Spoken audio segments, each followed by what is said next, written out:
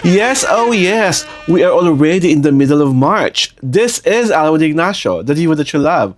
Together with me is my kumaring Ultra Maldita, Hi, this is Alex Brosas. and you are watching Kriti Show, the Rayana Talakan Showbiz Edition. And welcome to our episode 6 for our season 22.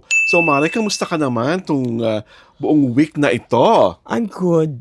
You're good and you're looking fabulous today, ha? Alam mo, natutuwa ako kasi kahit hindi tayo nag-uusap, parang laging nagkakahawig yung mga kulay ng mga outfits natin. In Well, fairness to us, ha? kinda. Parang in sync na talaga ang pagiging natin, maldita at nagmamaganda.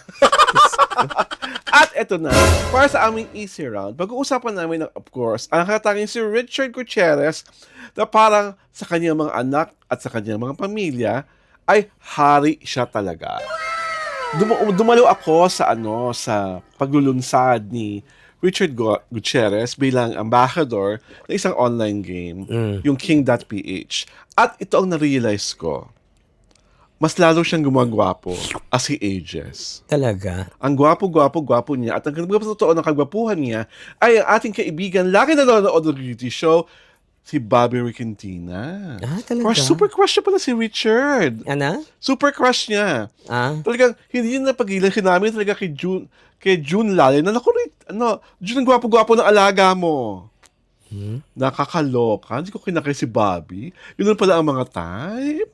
Richard Gutierrez. Talagang, ever since I saw Richard Gutierrez, nung bata-bata pa siya sa GMA, nung sa GMA pa siya, feeling ko talaga siya si Prince Charming.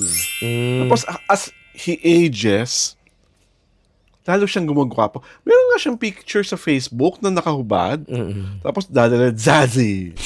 You know, tapos hindi siya yung walang abs. Yeah. Pero ang ganda ng pagkakahulma ng katawan. And then during the Q&A, tinanong ko sa kanya, sino sa mga anak mo ang kaugali mo? Between Zion and Kai. Sabi niya, si Zion raw is more introverted.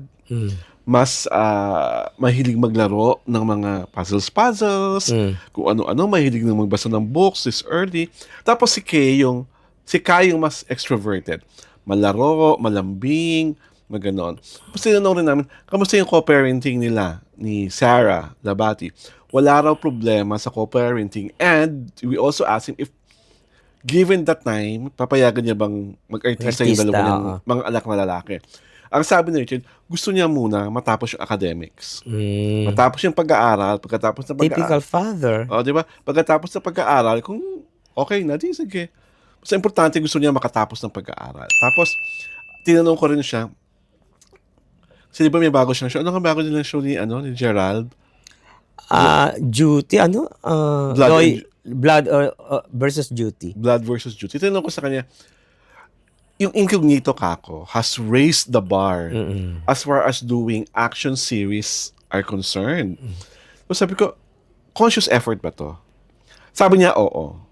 Conscious effort raw talaga yung team nila sa Incognito na I think ka-team niya din sa bago niyang show na talagang gusto nilang gandahan yung action sequences, gusto nilang gandahan yung narrative. Kasi talaga, ang bongga na pala ng target nila, talagang pang-international na. Hindi nila gustong i-maintain, gusto nilang lakihan yung audience nila, hindi lang pang Pilipinas. And kita-kita naman yun, di ba?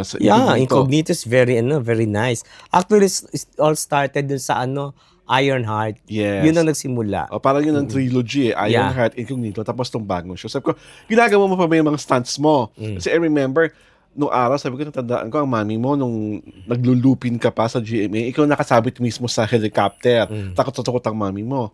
Tapos sabi niya, ngayon na, nung bata raw siya, lahat ng stunts, hindi niya hinihindian. Siya talaga ang gumagawa ng mga stunts. Pero ngayon, most of the stunts na lang. Hindi na all of the stunts. Na syempre, nararamdaman na rin niya raw minsan yung he fears, yung mga possibility kahit gaano kaingat.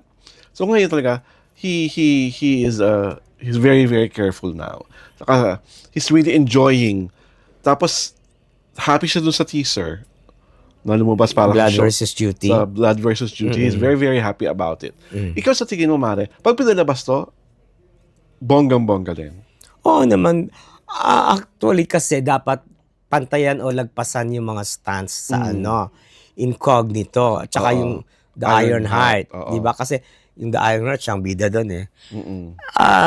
Siguro naman may mga bagong sila stance na ipapakita. Oo. Kasi si Lester, si Direk Lester kasi yatang nag-handle ng mga yun eh. Oo. So, alam niya kung paano gagawin ng mga stance. Saka diba? alam niya talaga kung ano yung strengths ni Richard. At saka, ang maganda dito, talagang kahit sa mong tingnan angulo, yung pagka-action star na may class, Si Richard. si Richard yun.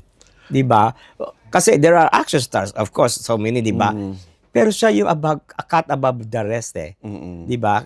Kasi iba, the tindig, the posture, di ba? Iba. Actually, kung si Richard Hollywood star, pwede siyang mag-audition for James Bond. Oo, yun ang perfect Diba? sa kanya. Oo. No? Perfect James Bond. Na pinakagwapong James Oo. Bond. Tapos, iba, parang kung ang trajectory niya ngayon ay mag-international, I'm sure mapapansin si Richard na posibleng maging James Bond. At saka posibleng maging yung Mission Impossible Mission na Impossible. Isa pang diba? gusto ko na feeling ko dapat siyang gawin, yung Born Identity. Ay, oo. Yung kay Matt Damon. Ay. Or, yung paborito mo, yung mga pelikula ni Jason Statham.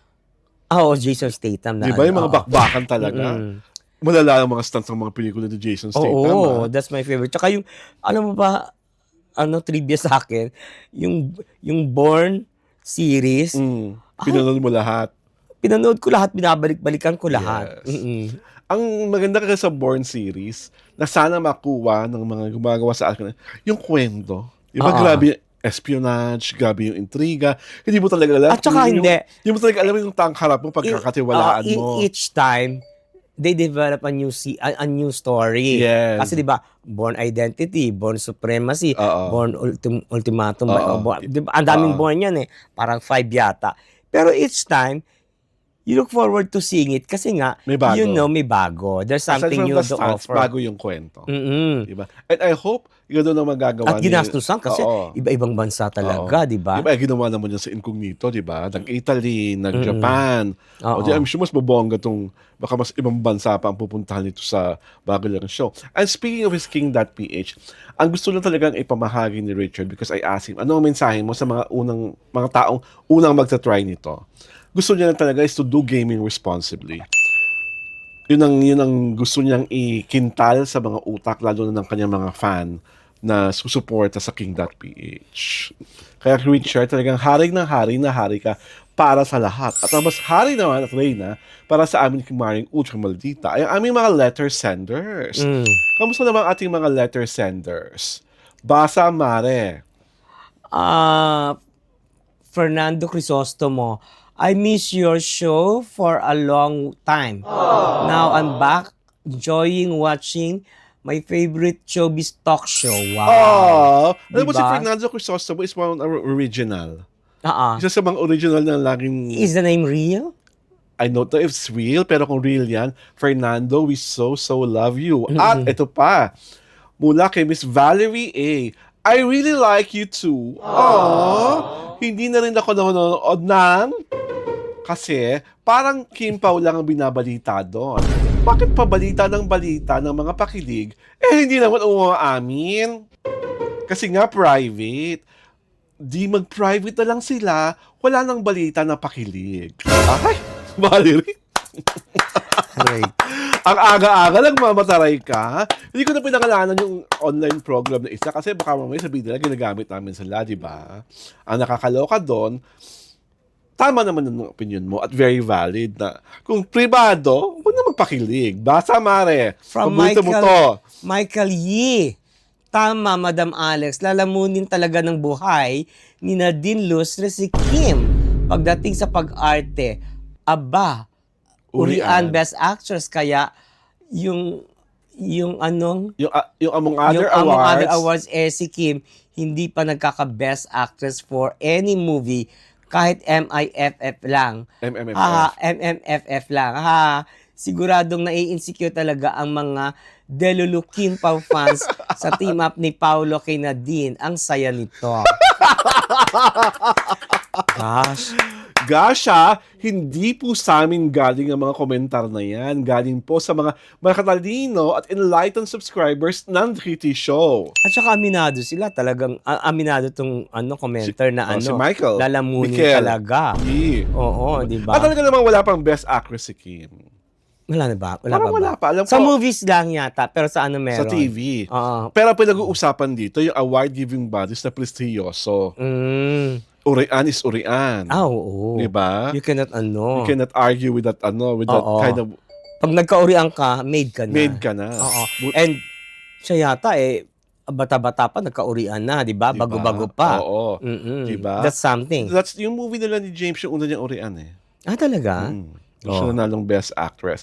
Si Kimi ata hindi pa nanonominate at all sa Urian. But Paolo already won an Urian Best Actor. Saan? Sa sayo ng dalawang paa. Doon siya nanalo. At may Urian na siya. Pero yung isa, next letter sender please. Ay. Meron pa ba? Ayan. Mula kay Elena Abiola. Sa totoo lang po, kayo inaantay ko na panoorin kasi sa totoo lang kayo. Pero yung sa blink, blink, blink, ngik, nakakasawa na puro ang mga binabalita. Kimpaw, kimpaw, kimpaw, kimpaw. Akala mo naman true sila. Hanggang yun nga, hindi pa umaamin-amin eh. Hindi nga umaamin-amin si lalaki puro si babae lang ang nangungunang magsalita. Para nga naman, naubo naman ako doon. Sa hindi siya mapahiya dahil nga si Boy ngangi pa rin ngayon. Nako, hindi pa niya inaamin para hindi siya mapahiya. Aray ko. Parang mas maraming alam sa atin ng ating mga subscribers, no? Tungkol sa real score dun sa love team na yaon. Ganon. Diba? Ganon lang. At on that note, ito po si Alwad Ignacio, ang diva that you love. Kasama ko ang aking kumaring ultra maldita. Hi, this is Alex Brosas. At pinapanood niyo po ang The Kitty Show. Tarayan at Halakihan Showbiz Edition.